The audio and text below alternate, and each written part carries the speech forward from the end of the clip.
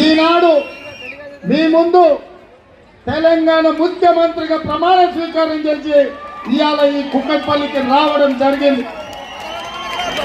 ఇవాళ నేను ముఖ్యమంత్రిగా ఇక్కడ ఉన్నా అంటే మీ రక్తాన్ని చెమటగా మార్చి మీ భుజాలు కాయలు కాసే విధంగా ఈ 3 రంగుల జెండాను మోసిండ్రు కాబట్టి ఇవాళ కాంగ్రెస్ పార్టీ అధికారంలోకి వచ్చింది.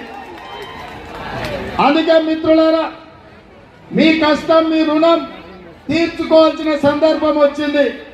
మీకు న్యాయం చేయాల్సిన అవకాశం నాకు వచ్చింది.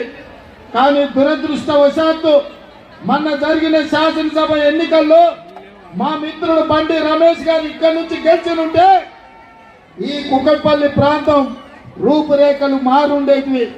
కానీ ఇక్కడ ప్రజలు ప్రభుత్వం వస్తుందో రాదో అన్న అనుమానంతో చంద్రశేఖరరావు ఓడతాడో